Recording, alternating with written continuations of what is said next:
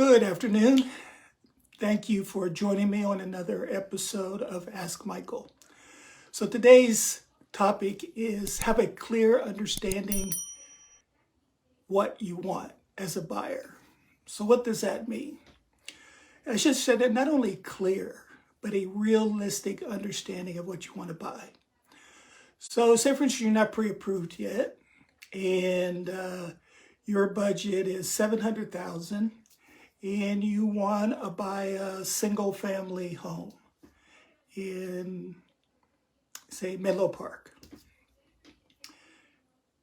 You can't, I would go online and see if that's even possible, which it isn't. So you can't buy a single family home. So you go, okay, so you say, I want to buy a condo. Can I buy a condo in Menlo Park for that? You can't. Or in a lot of cities, you're not going to be able to do that. So if you're buying a condo, condos have HOAs. So if there's an HOA fee of $400 a month, that's going to take away from your buying power. So it's roughly around $25,000 per 100. It's not exact, but that's a rough estimate. So that means your buying power is $600,000. So that means you can only buy a condo for $600,000 versus $7,000.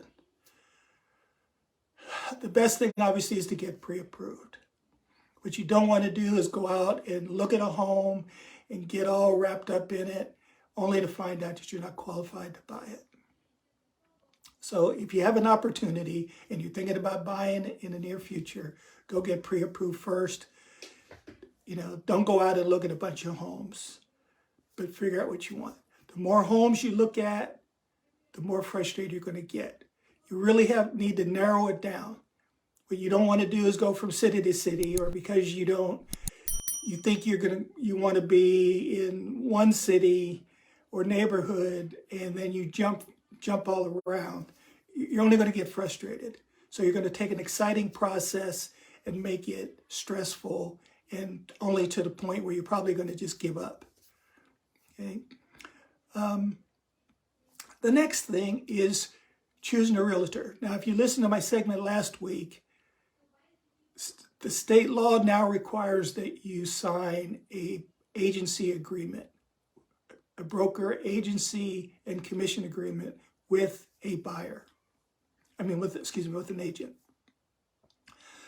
So I don't know about a lot of other agents, but I do a lot of homework before I meet you, unless I have several appointments back to back and I can't do everything that I would normally do for you. But I'm going to invest a lot of time in that. When you work with me, I'm going to give you a binder full of information. My goal is to educate you so that you know exactly what you're going to buy. That you're not learning all that last minute when you're trying to make an offer. You know about everything that you need to know up front. Now, you're not going to retain it all, but you will at least know that we talked about it. And I'm not one of those people that make you look foolish if you ask me that same question 2 or 3 times, because I do that myself. I want to know what I'm doing. Whatever it is that I'm doing, I want to know that. But if I invest that time into you, I want to know that you're committed to me. And generally, whether it's me or somebody else, if they're going to spend the time to put information together with you and give it to you up front, you're probably good likelihood that that's the kind of agent that's thorough and going to be the kind of agent that you can rely on to help you buy your home.